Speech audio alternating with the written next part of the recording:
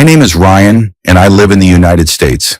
Life seemed perfect, or at least that's what I told myself. I was 22, ambitious, driven, and most importantly, I had everything mapped out. My girlfriend Melissa and I were building our future together. We'd been in college for 3 years, determined to graduate with honors and take on the world as a team. My parents were pillars of support, the quintessential suburban power couple. Dad ran his own construction business while Mom volunteered at church every weekend. They preached hard work, integrity, and family loyalty above all else. They were demanding, sure, but I thought they'd always have my back when it mattered. I couldn't have been more wrong. Melissa and I had been together since high school. We connected at a mutual friends party during senior year, and it felt like fate. We had big plans, finishing college, landing corporate jobs, buying our first home before 30. I pictured Sunday barbecues in our backyard, a golden retriever running around, maybe a couple of kids down the line. The American dream personified. But life had other plans, plans that would shatter everything I believed about family, loyalty, and love.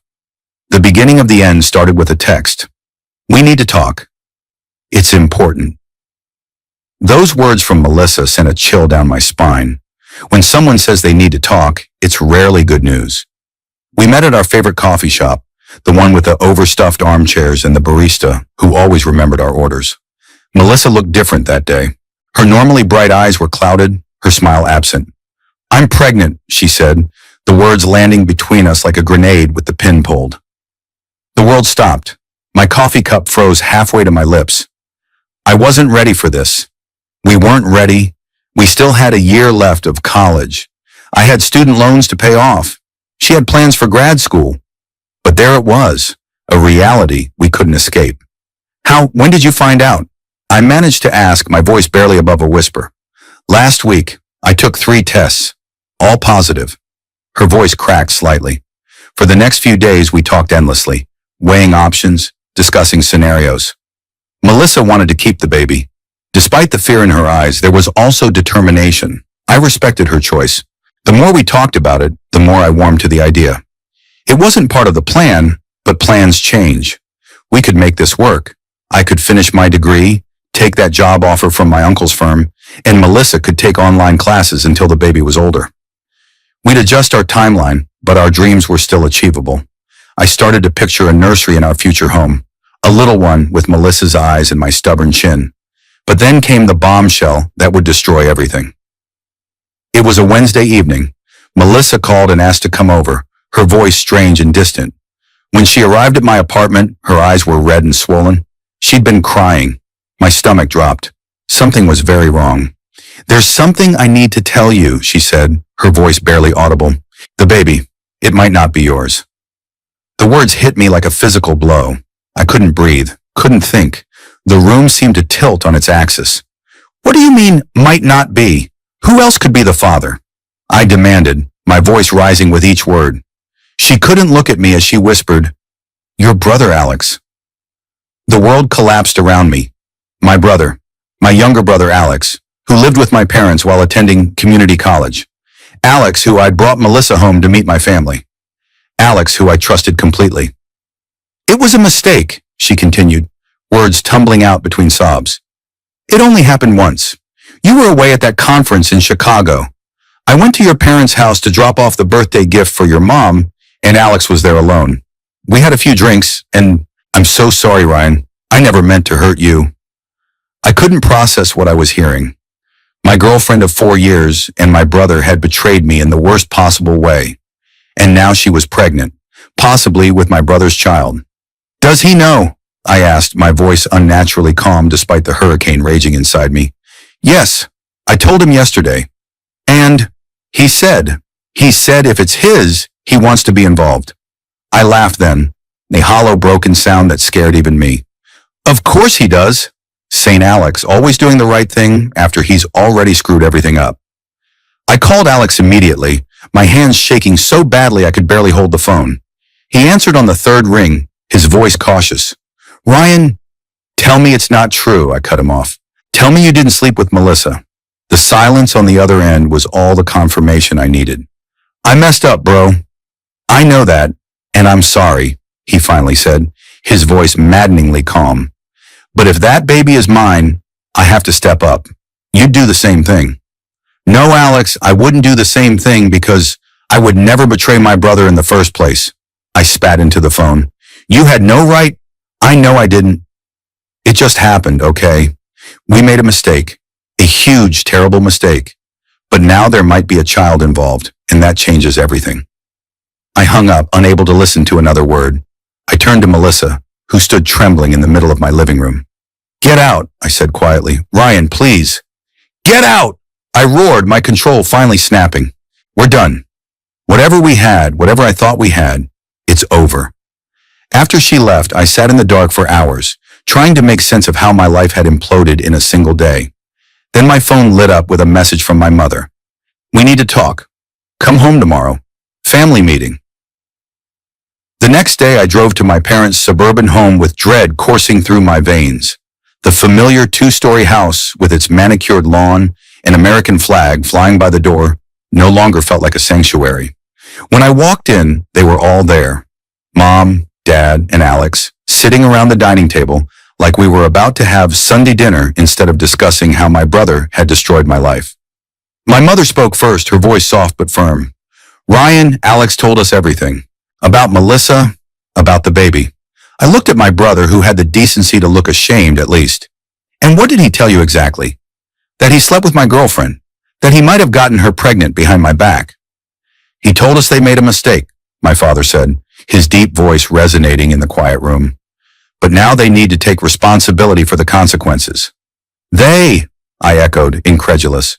So you're just accepting this? Your younger son betrayed your older son, and you're okay with that? Of course we're not okay with it, my mother said, reaching for my hand across the table. I pulled away. But we have to think about what's best for everyone involved, especially the baby. A paternity test, I said firmly. That's the first step. Before anyone makes any decisions about anything, we need to know who the father is. Melissa already agreed to that, Alex said quietly. Results should take about a week. And until then, I asked, looking from one family member to another. My father cleared his throat. We think it's best if Melissa stays here with us until things are figured out. She's scared, Ryan. Her parents are in Arizona, and she needs support right now. I couldn't believe what I was hearing. You want my cheating ex-girlfriend to move in with you, into our family home. It's temporary, my mother assured me, just until we know more. The poor girl is terrified and has nowhere else to go. The poor girl, I repeated, laughing bitterly. She slept with your son, your other son, and you're worried about her. Ryan, I know you're hurt, my father began. Hurt? Dad, I'm not hurt. I'm destroyed. My girlfriend and my brother betrayed me, and now you're inviting her to live with you. What about me? Where's my support? The room fell silent. My mother looked down at her hands folded neatly on the table. My father's jaw tightened. Alex stared at the floor. I see, I said, the realization dawning on me like ice water. You've already chosen sides. It's not about sides, my mother insisted. It's about doing what's right.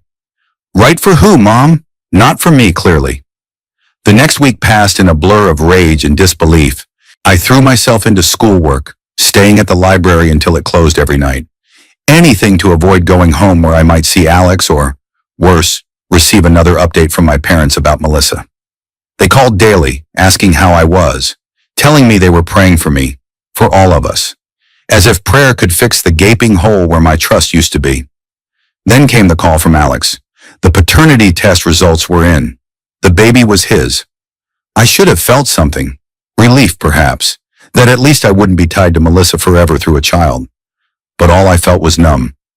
The fact that my brother had created this situation in the first place overrode everything else. My parents called an hour later, asking me to come over again, another family meeting.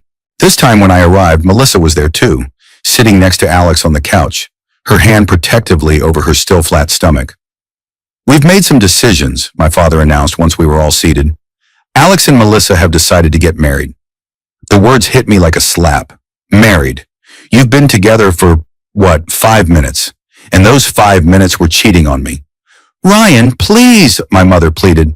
This isn't helping anyone. We're doing this for the baby, Alex said, looking me in the eye for the first time since I'd arrived. We want to give him or her a proper family. A proper family, I echoed, built on betrayal. That's rich. We need to move forward, my father said firmly. All of us. As a family. And how exactly do you expect me to do that? Just forget everything and play happy families. Be the fun uncle to the kid that destroyed my relationship. We're not asking you to forget, my mother said softly. We're asking you to forgive. It's what we do as Christians. We forgive each other. Don't bring religion into this, I warned. There's nothing Christian about what happened. People make mistakes, Ryan, my father said. Terrible ones sometimes. But we don't turn our backs on family because of mistakes. No, apparently we just invite the mistakes to move in, I retorted. What happened next would haunt me for years. My father stood up, his imposing frame towering over me. That's enough, Ryan. I understand you're hurting, but Melissa is carrying my grandchild. Alex is stepping up to his responsibilities. Now you need to step up and be the bigger person here. The bigger person? Are you kidding me? Why am I the one who has to be bigger? Why isn't Alex being held accountable for what he did? He is, my mother interjected. He's marrying Melissa, changing all his plans to support this baby. That's accountability. And what about me? What about my plans, my future, my trust? Does none of that matter? My parents exchanged a look I couldn't decipher. Then my mother said gently, Of course it matters, sweetheart. But right now we need to focus on the baby, on making sure it has everything it needs.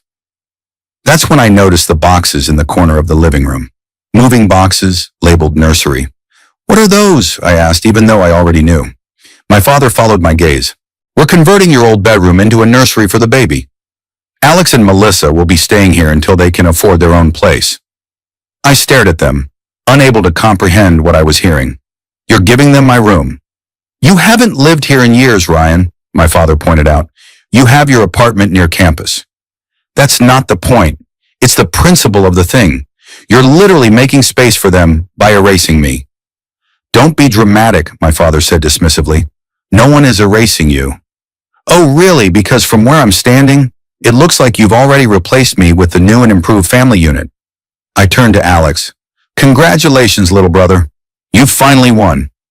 This isn't a competition, Ryan, Alex said quietly. I never wanted any of this to happen. But it did happen, and now everyone's bending over backward to accommodate you, while I'm expected to just smile and take it. My mother stood then and approached me, hands outstretched as if to embrace me. I stepped back. Ryan, darling, we love you. So much. But right now, Alex and Melissa and this baby need us. The Bible teaches us to care for the least among us. And right now, that's this unborn child. Don't, I said, my voice cracking. Don't use the Bible to justify choosing them over me. We're not choosing anyone over, my father began, but I cut him off. Yes, you are. You absolutely are. You're giving them my room. You're planning their wedding. You're talking about family and forgiveness while completely ignoring how I feel about all of this. Ryan, you need to calm down, my father warned. No, I don't need to calm down. I need you to acknowledge what's happening here. You're choosing the son who betrayed me over the son who's always done everything right. You're choosing the girl who cheated on me over me. You're rewriting the whole narrative to make them the victims and me the villain for not getting on board. That's enough, my father thundered, slamming his hand on the coffee table. I will not have you speak to us this way in our own home. Your home, the one you're giving to them, the one where my room is being turned into a nursery for their kid. Ryan, please. Melissa spoke for the first time, her voice small. We never meant to hurt you. I turned to her, rage boiling over. You don't get to speak to me. Not ever again. Don't talk to her like that, Alex warned, standing up. I laughed, the sound sharp and bitter. Defending her honor now. Little late for that, don't you think? That's it, my father said, pointing to the door. I think you should leave until you can discuss this rationally.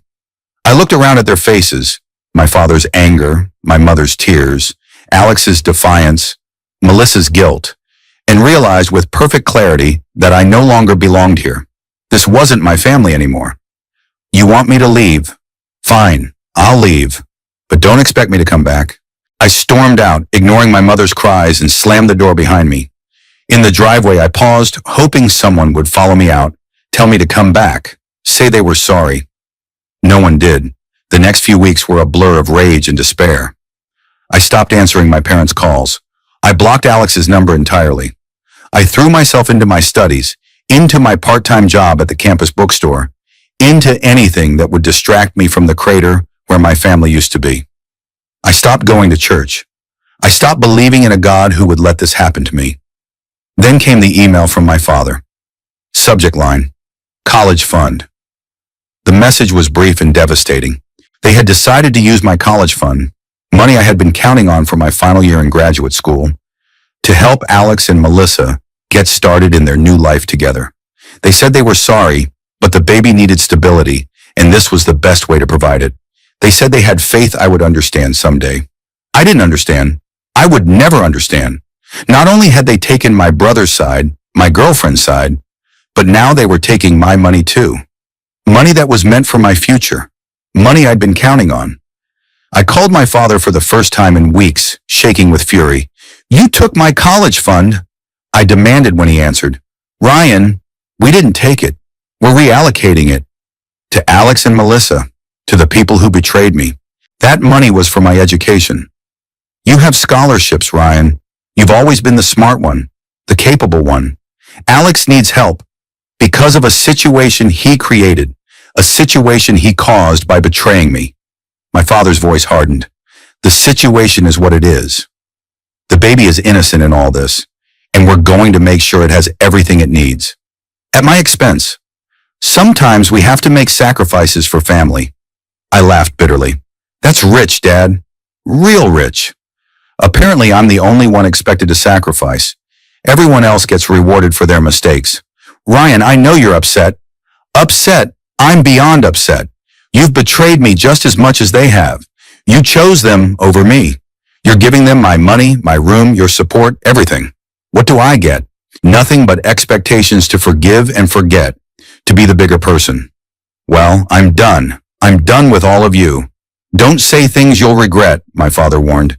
"The only thing I regret is trusting any of you." I hung up and threw my phone across the room, watching as it shattered against the wall.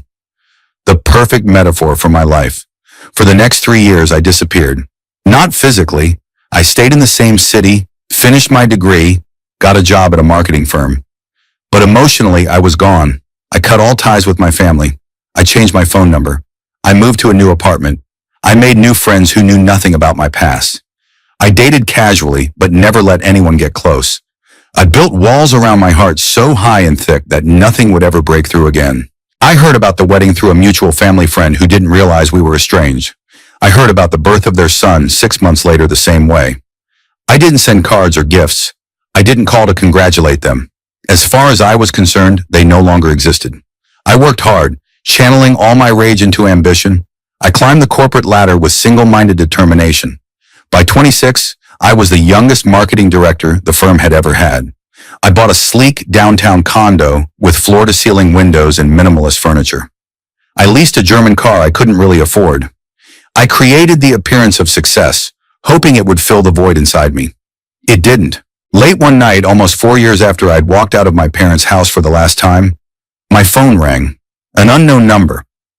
Normally I would ignore it, but something made me answer. "Hello," I said cautiously. "Ryan." The voice was fragile, uncertain. My mother. "Ryan, is that you?" I almost hung up. Almost. But something in her voice stopped me. "How did you get this number?" She let out a small sob. "Oh, thank God. I've been trying to find you for weeks.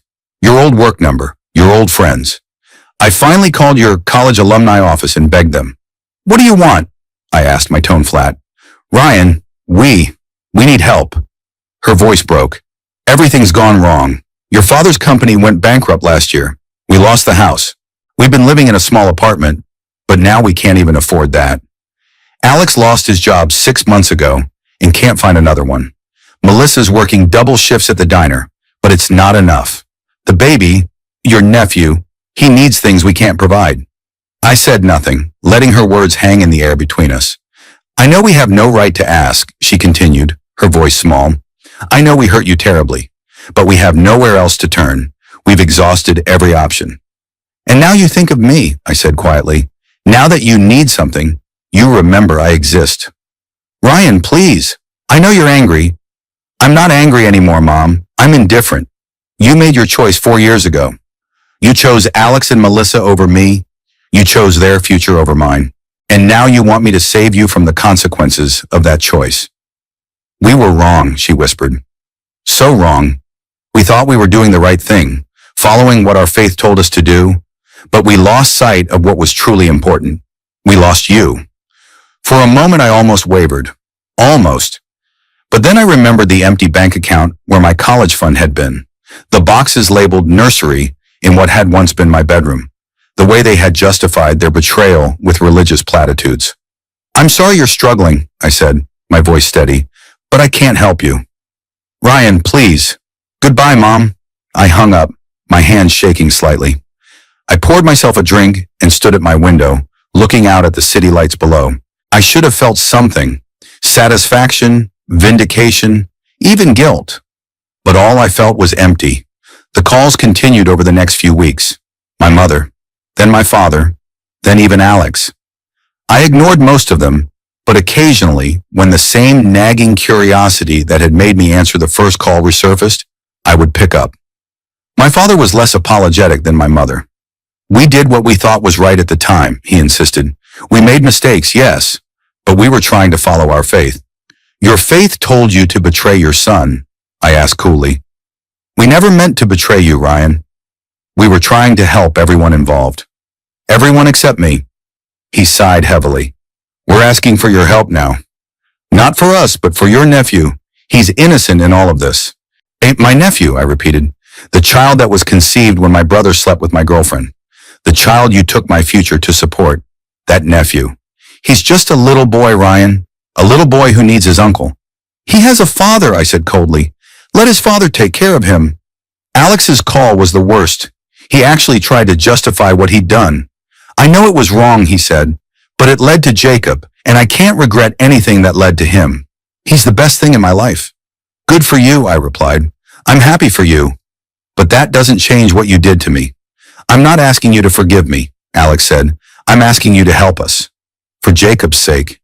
The same way you thought about me when you slept with my girlfriend. The same way Mom and Dad thought about me when they gave you my college fund. That kind of consideration. We were wrong, Alex admitted. All of us. We hurt you badly, and we can never undo that. But right now, we're desperate. Jacob needs medicine we can't afford. Dad's health is failing. We're about to be evicted. We have nowhere else to turn. You should have thought about all of that before you destroyed my life, I said, and hung up. I thought that would be the end of it. But then came Melissa's call. I almost didn't answer, but curiosity won out once again. Ryan, she said, her voice older, harder than I remembered. We need to talk. We have nothing to talk about, Melissa. Maybe not for your sake or mine, but for Jacob's. Her tone was urgent. He's sick, Ryan. Really sick. He needs surgery we can't afford. Your parents are broke. Alex can't hold down a job because he has to take care of Jacob most days. I'm working every hour I can, but it's not enough. We've tried everything. Loans, charities, payment plans. Nothing's working. No, I said nothing. I know what we did to you was unforgivable, she continued. I live with that guilt every day. But Jacob is just a child, an innocent child. He doesn't deserve to suffer because of what we did. And I didn't deserve what you all did to me, I countered. But that didn't stop you, did it? No, it didn't. And I'm sorry, truly sorry. But I'm not calling to ask for your forgiveness. I'm calling to ask for your help. Not for me, not for Alex, not even for your parents, for Jacob. I closed my eyes, trying to block out the image of a sick child that her words conjured. I can't, Melissa. I just can't. Can't or won't, she challenged. Both. I cut you all out of my life for a reason, opening that door again, even for Jacob. I can't do it. She was silent for a long moment. Then, I understand. I don't like it, but I understand. Goodbye, Ryan. The calls stopped after that. For a few weeks, I convinced myself it was over, that I could go back to my carefully constructed life, free from the pain and betrayal of my past. But the silence was almost worse than the calls. It left me alone with my thoughts, with the images Melissa's words had planted in my mind. A sick child, my nephew, innocent, as they all kept saying. I told myself it wasn't my problem. They had made their choices, and these were the consequences. I had made my choice too, to walk away, to save myself from further hurt. I had no obligation to save them from themselves, but the thought nagged at me, keeping me awake at night. Was I becoming just like them, cold, calculating, putting principles above people? Was I using my hurt as an excuse to be cruel? No, I decided. It wasn't the same. They had actively betrayed me. I was simply refusing to help the people who had destroyed my life. There was a difference, wasn't there? The question haunted me until I found myself parked outside a rundown apartment complex in a part of town I never visited. I'd gotten the address from a reverse phone lookup of my mother's number. I sat in my car for nearly an hour, debating whether to go in or drive away, and never look back. Finally, curiosity won out once again. I had to see for myself what had become of the family that had once been mine. The building was as depressing inside as it was outside. Peeling paint, flickering fluorescent lights, the faint smell of garbage and despair. I found apartment 307 and stood outside the door, heart pounding. Before I could change my mind, I knocked. The door opened to reveal my mother, aged a decade in the 4 years since I'd last seen her. Her hair was completely gray now, her face lined with worry. She stared at me as if seeing a ghost. "Ryan," she whispered, "is it really you?" I nodded stiffly. "May I come in?" She stepped aside wordlessly, tears already forming in her eyes. The apartment was small and cluttered, nothing like the spacious, orderly home I'd grown up in. My father sat in a threadbare armchair, oxygen tubes in his nose, a blanket over his legs despite the summer heat. He looked up as I entered, his eyes widening in shock. "Son," he croaked, his voice weaker than I remembered. "Dad," I acknowledged with a nod. "You came," my mother said, her voice filled with wonder. "You actually came." "I came to see," I said carefully, "not to help. I needed to see for myself." My mother nodded, understanding in her eyes. "Of course. Would you like some coffee, tea? It's not much, but—" "No, thank you. I won't be staying long." A door opened down the short hallway, and Alex emerged, looking exhausted. He froze when he saw me, disbelief written across his face. "Ryan!" "Hello, Alex." He took a hesitant step forward, then stopped, uncertainty in every line of his body. "I can't believe you're here." "Neither can I admitted. "Jacob's finally asleep," he said, seemingly at a loss for what else to say. "He had a rough night. The medicine makes him nauseous." I nodded, unsure how to respond to information about a nephew I'd never met. "Would you like to see him?" Alex asked cautiously. "He's sleeping, but—" "No," I said quickly. "That's not why I'm here." My father struggled to sit up straighter in his chair. "Why are you here then, Ryan? After all this time?" I looked around at their faces, aged, tired, broken, and felt a strange mix of emotions. Satisfaction that they were suffering the consequences of their actions. Pity for how far they had fallen. Anger that still burned, even after all these years. And something else, something I couldn't quite name. "I wanted to see what happened to you," I said honestly. "I wanted to see if it was as bad as you said." "It's worse," my mother said quietly. "Your father's emphysema has progressed faster than the doctors expected. Alex lost another job last week. Jacob needs more tests, more treatments. The eviction notice came yesterday." I nodded, taking it all in. Their desperation was real, not a ploy to manipulate me. They had truly hit rock bottom. "I see, Ma," I said. "But you're doing well," my father observed, eyeing my expensive watch, my tailored shirt. "You made it without us." "I did," I agreed, a hint of pride in my voice. "I finished college on my own, got a good job, worked my way up. I'm the marketing director now." "We always knew you would succeed," my mother said softly. "You were always the strong one, the smart one." Her words, meant as a compliment, sparked my anger anew. Then why did you bet on Alex instead of me? Why did you give him everything and leave me with nothing? The room fell silent. My father looked away, unable to meet my gaze. My mother wrung her hands together, a nervous habit I remembered from childhood. "We thought we were doing the right thing," she finally said. "We thought we were following God's will, protecting the innocent, showing mercy. We convinced ourselves that you would be fine without our help. that you were strong enough to handle it. We were wrong. Yes, I agreed coldly. You were wrong. We can't change the past, my father said, his voice thin and reedy. We can only ask for forgiveness now. I laughed short and sharp. Forgiveness? Is that what you think this is about? You think I came here to forgive you? We hope you might, my mother admitted. Someday, if not today. I shook my head, anger and hurt rising like a tide inside me. You don't get it, do you? Even now, you don't understand what you did. You didn't just take away my money, my room, my girlfriend. You took away my trust, my family, my faith. You took everything that mattered and gave it to them. I pointed at Alex. And now you want forgiveness. Now that you need something from me again. Ryan, please, Alex began. No, I cut him off. You don't get to speak. None of you do. You made your choice 4 years ago. You chose each other over me. And now you're living with the consequences. I turned to leave, my hand on the doorknob, when a small voice stopped me. Who are you? I turned to see a little boy standing in the hallway, rubbing sleepy eyes, dark hair tousled from sleep.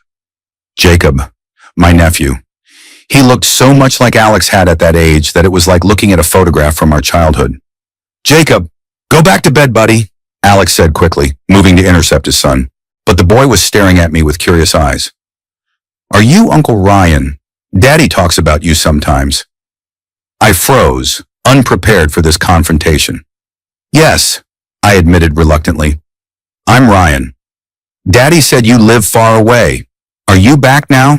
Can you fix Grandpa like the doctors? Alex picked up his son, shooting me an apologetic look. No, buddy. Uncle Ryan was just visiting. He's not staying. The boy's face fell. But I wanted to show him my cars. Another time, maybe, Alex said, not meeting my eyes. Let's get you back to bed. As Alex carried Jacob back to his room, my mother approached me cautiously. He asks about you all the time. Wants to know why he's never met his uncle. What do you tell him? I asked despite myself. That you're busy. That you live far away. She sighed. We didn't want him to know the truth. About what we did, about why you left. I nodded, unexpectedly touched by this small kindness. He's a good boy, she continued. Smart, like you were. Loves dinosaurs and cars, always asking questions about how things work. I said nothing, but I didn't move toward the door either. The doctors say with the right treatment, he'll recover completely. But we can't afford it. We've tried everything, Ryan. Everything. I closed my eyes, torn between the hurt that still raged inside me and the undeniable reality of an innocent child suffering for sins he didn't commit. I have to go, I said finally, opening my eyes. I need time to think. Hope flickered across my mother's tired face. Of course. Take all the time you need. We'll be here. If we're not evicted first, my father muttered from his chair. I left without another word, my mind in turmoil. The drive back to my condo was a blur. Once inside, I poured myself a drink and stood at my window, watching the sunset paint the city in shades of gold and pink. The view that had once seemed like the ultimate symbol of my success now felt hollow, meaningless. What was I going to do? Could I really turn my back on a sick child, even one born from betrayal? Could I let my parents become homeless? My father died without proper medical care, just to prove a point. Was my hurt worth more than their lives? But if I helped them, wasn't I just enabling them, rewarding their betrayal? And wouldn't it reopen all the old wounds I'd worked so hard to heal? I spent the night wrestling with these questions, sleep eluding me completely. By morning, I had no answers, only more questions and a profound sense of weariness. Then my phone rang. Alex. I answered after the fourth ring, curiosity once again getting the better of me. Ryan, thank God, he said, his voice frantic. Dad's in the hospital. He collapsed this morning. The doctors say it's pneumonia, with his emphysema. It's bad, Ryan. Really bad. I closed my eyes, suddenly exhausted. Which hospital? Memorial.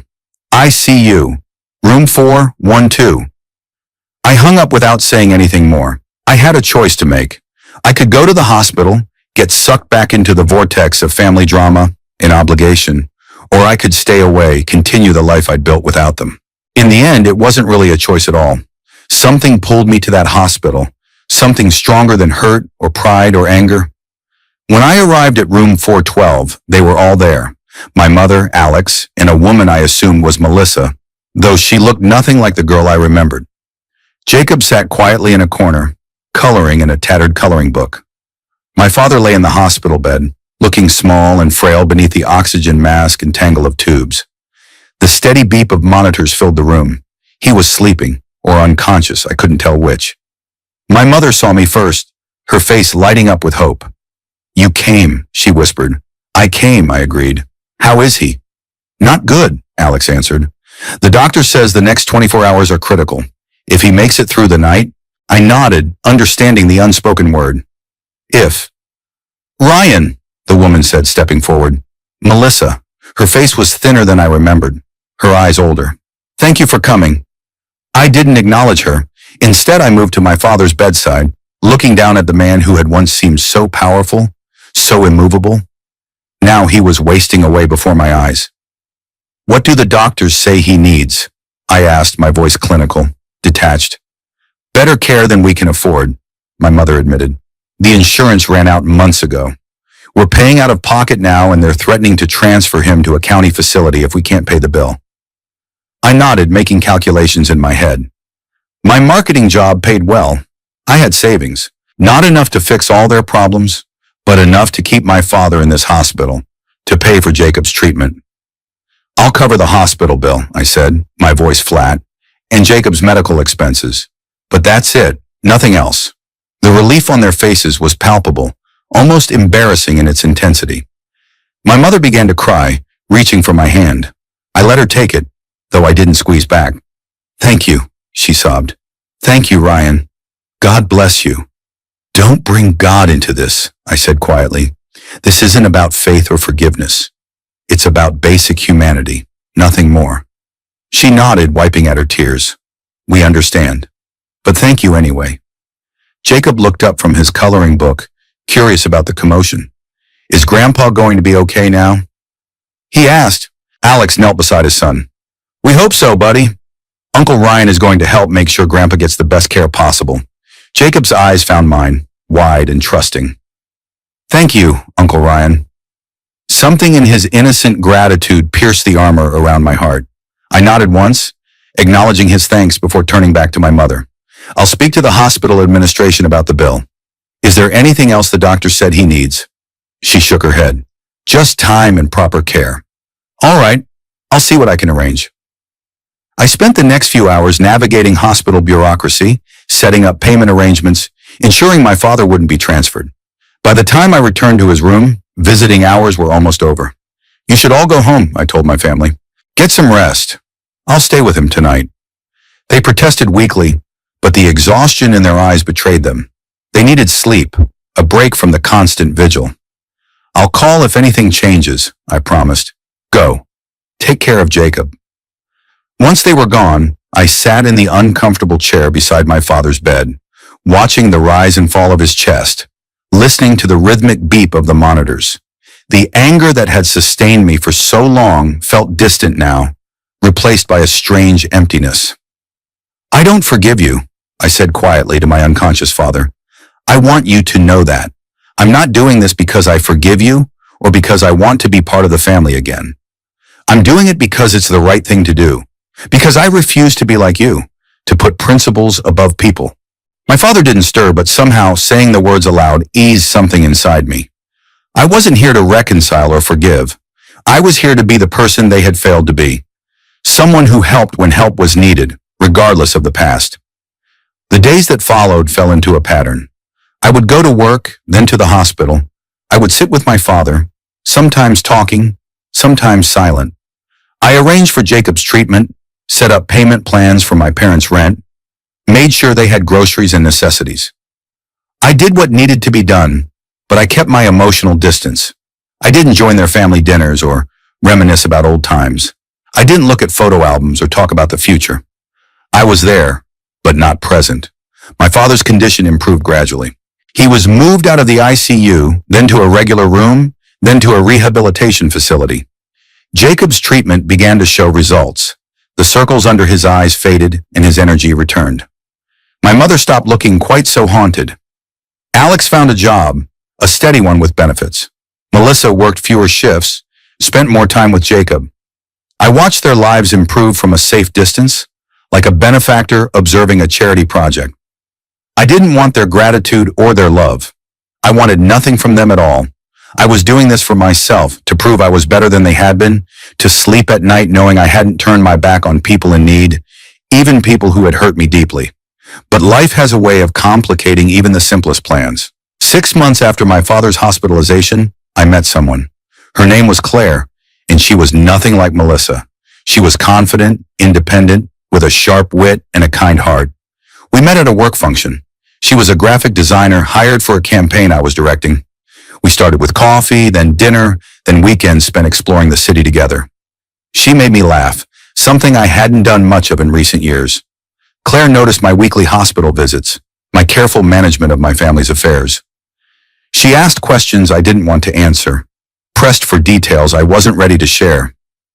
"You're helping them, but you won't let them help you back," she observed one night as we sat on my balcony watching the city lights. "You give money, time, support, but you won't take so much as a home-cooked meal from your mother." "Why?" I sipped my wine, considering how much to tell her. "It's complicated. Most family things are," she agreed, "but I'm a good listener." So I told her everything. The betrayal, the abandonment, the years of anger and hurt, the recent reconciliation that wasn't really a reconciliation at all. When I finished, she was quiet for a long moment. Then, "You haven't forgiven them." It wasn't a question, but I answered anyway. "No, I don't think I can." "But you're helping them. Why?" I struggled to articulate what I had never fully articulated even to myself. "Because I won't be like them. I won't turn my back on people who need me, even if they hurt me. I won't use principles or faith or anything else as an excuse to be cruel." Claire nodded, understanding in her eyes. "You're a good man, Ryan. Better than you give yourself credit for." "I'm not," I insisted. "I'm just trying to be someone I can live with." "That's all any of us can do," she said softly. Claire's perspective challenged me. She saw my family through fresh eyes without the years of hurt clouding her vision. She pointed out small moments of genuine remorse I might have missed. My father's quiet tears when I helped him with physical therapy. My mother's careful respect of my boundaries. Alex's unwavering work ethic as he tried to support his family without my help. "They're trying," she told me one day after we'd visited my father in rehab. "They're really trying to make amends." "Too little, too late," I replied. "Maybe," she conceded, "but isn't effort worth something? Isn't change worth acknowledging, even if it doesn't erase the past?" I had no answer for her. The truth was, I was afraid to let go of my anger. It had protected me for so long, kept me safe from further hurt. If I acknowledged their efforts, if I let myself believe they had changed, I might open myself up to pain again. And I wasn't sure I could survive that a second time.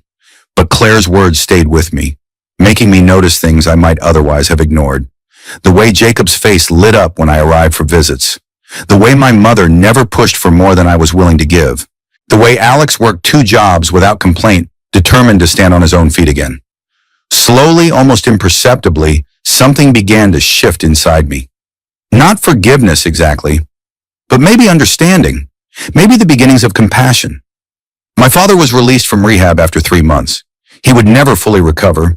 His lungs were too damaged, but he could live at home with oxygen support and regular checkups. Jacob's treatment was working. His doctors were optimistic about a full recovery. Alex had been promoted, Melissa had found a better job, and they were saving for a place of their own. On the day my father came home, I visited briefly, making sure he was settled, checking that they had everything they needed. As I was leaving, my mother followed me to the door. "Ryan," she said hesitantly, "we've been talking, your father, Alex, Melissa, and I, and we want you to know something. We're planning to pay you back. Every penny. It might take years, but we will." I stared at her, surprised. "That's not necessary." "Yes, it is," she insisted. "What we did to you was wrong. Taking your college fund, turning our backs on you when you needed us most, it was unforgivable. We know that now. We can't change the past, but we can try to make amends for it." I didn't know what to say. This was the first time any of them had acknowledged the full extent of their betrayal without justification or excuses. "We don't expect forgiveness," she continued, her eyes wet but her voice steady. We don't deserve it, but we want you to know that we understand what we did, and we're truly sorry. Not just because we needed your help, but because what we did was wrong. Period. I nodded, unable to speak past the unexpected lump in my throat. And we're grateful, she added, not just for the financial help, though God knows we needed it, but for the example you've set for Jacob, for showing him what real strength and integrity look like, for being the kind of man we should have helped you become, instead of the kind of people we turned out to be. I cleared my throat, finding my voice at last. Thank you for saying that. It means something. It wasn't forgiveness, it wasn't reconciliation, but it was acknowledgement, and for now that was enough. Claire and I married the following spring. It was a small ceremony, just close friends and colleagues. I didn't invite my family, not because I was still punishing them, but because I wasn't ready to share that part of my life with them yet. I needed something that was mine alone, untainted by the past. They understood. They sent a card and a small gift, a handmade quilt my mother had spent months creating, but they respected my decision not to include them. Their respect for my boundaries meant more than any apology ever could. Over the next year, our lives continued to evolve. Claire and I bought a house in a quiet neighborhood, away from the hustle of downtown. My father's health stabilized. Alex and Melissa found an apartment of their own, small but clean and safe. Jacob started school, thriving under his teacher's attention. I maintained my distance, helping when necessary, but never fully engaging. I was cordial during visits, would occasionally accept a cup of coffee or a slice of my mother's apple pie, but I didn't share personal details or invite confidences. It was a careful dance, a relationship built on obligation rather than affection, until the day Claire told me she was pregnant. The news hit me like a thunderbolt, joy and terror in equal measure. I was going to be a father. I would have a child of my own, a family of my own making. Are you happy? Claire asked anxiously, watching my face. Yes, I said, surprised to find it was true. Yes, I am. That night, unable to sleep, I found myself thinking about my own father, about the kind of parent I wanted to be. I thought about the lessons I'd learned from him, both good and bad. I thought about the legacy of hurt and betrayal I carried, and whether I wanted to pass that on to my child. The next morning, I made a decision. I called my mother. I need to talk to all of you, I said without preamble. Can you come to our house for dinner on Saturday? There was a pause then. All of us. Me, your father, Alex, Melissa, Jacob. Yes, all of you. Of course, she said, excitement and nervousness mingling in her voice. We'd be honored. Saturday arrived with a sense of momentous occasion. Claire prepared a feast, determined to make everyone feel welcome. I paced the living room, rehearsing what I wanted to say, how I wanted to say it. They arrived together, a unified front. Jacob, now 7, ran to me immediately, wrapping his arms around my legs in an enthusiastic hug. I patted his head awkwardly, still unused to such displays of affection. Uncle Ryan, I lost 2 teeth, he announced proudly, displaying the gaps in his smile. Very impressive, I said, smiling despite myself. The adults were more reserved, waiting for cues from me. I invited them in, offered drinks, made small talk about the weather and traffic. Claire, bless her, kept the conversation flowing through dinner, asking about Jacob's school, my father's health, Alex's job. It wasn't until dessert, apple pie, my mother's recipe, but Claire's execution, that I finally said what I'd invited them to hear. Claire's pregnant, I announced into a lull in the conversation. We're having a baby. The table erupted in exclamations of joy and congratulations. My mother cried, "Oh, of course." My father beamed with pride. Alex offered a toast with his water glass. Melissa asked Claire 1,000 questions about due dates and morning sickness. When the excitement died down, I cleared my throat, suddenly nervous. There's something else I want to say. They fell silent, watching me with varying degrees of apprehension. I've been thinking a lot about family lately, I began, about what it means to be a parent, a brother, a son, about the mistakes we make and the consequences that follow, about forgiveness and second chances. My father's eyes met mine, a flicker of hope in their depths. I'm going to be a father, I continued, and I don't want my child to grow up in the shadow of old hurts and grievances. I don't want to pass on the pain I've carried for so long. I took a deep breath, steadying myself for what came next. I can't say I've forgiven you completely. I don't know if I ever will, not entirely. What happened changed me, changed all of us. We can't pretend it didn't, but I'm ready to move forward, to build something new, something better, for the next generation. My mother's hand flew to her mouth, tears streaming down her face. My father nodded, understanding in his eyes. Alex stared at the table, his shoulders slumped in what might have been relief. I want my child to know their grandparents, their uncle and aunt, their cousin.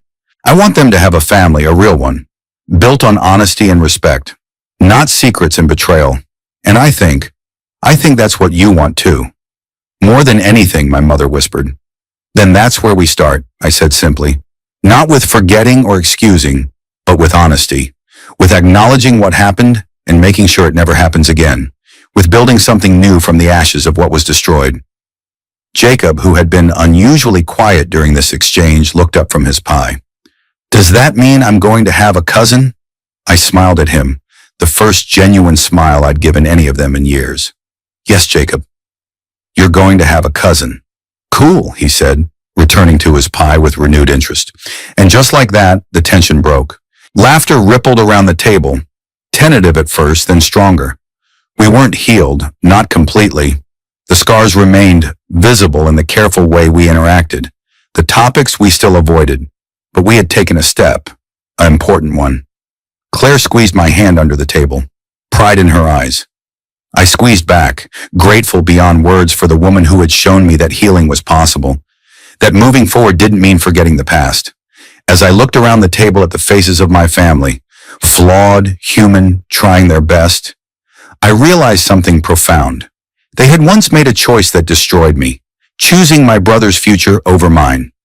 Now I was making a choice too, not out of obligation or duty, but out of hope for something better.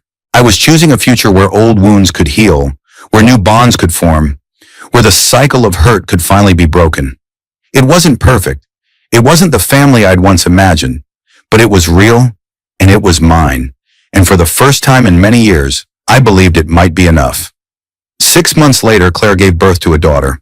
We named her Grace, not for religious reasons, but because she represented the grace we had found in starting over, in choosing forgiveness over resentment, hope over despair.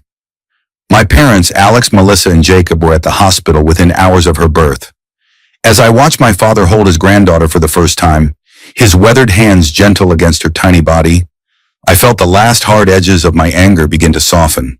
Not because they deserved forgiveness, but because I deserved peace. Because Grace deserved a family united by love instead of divided by pain.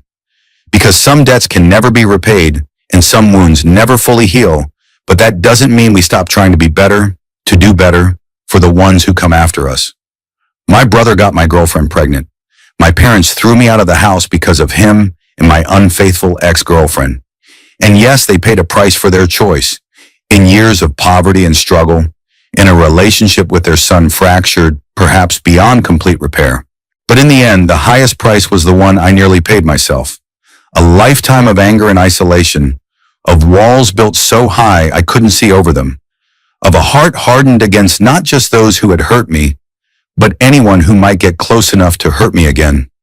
As I held my daughter in my arms, her tiny fingers wrapped around my thumb, I made a silent promise. I would protect her, not just from external threats, but from the internal ones as well. From bitterness that corrodes from within, from anger that blinds, from hurt that hardens into something unbreakable and ultimately empty. I would teach her that family isn't perfect, that people make terrible mistakes, inflict terrible hurts, that forgiveness isn't always possible or even desirable, but that moving forward is always an option, that healing, imperfect and incomplete as it may be, is always worth pursuing. That love, in all its messy, complicated glory, is always worth the risk. The family sitting in that hospital waiting room wasn't the one I'd imagined for myself all those years ago. It was broken and remade, scarred and healing, fragile and strong all at once. But as Grace's birth announcements would later read, all things are made new, not perfect, not unmarked by the past, but new nonetheless. And in that newness, that fresh beginning, we all found something we thought had been lost forever. Hope, Not for the restoration of what once was, but for the creation of something that had never existed before. A family built not on blood or obligation or religious principle, but on choice, on honesty, on the recognition that we are all flawed, all capable of both great hurt and great healing. In the end, they didn't pay the price for their choice. We all did, and we're all still paying it in ways both painful and redemptive. But now we're paying it together, eyes open, hands linked, moving towards something better than what came before. And that, I've come to believe, is the only justice, the only redemption worth having.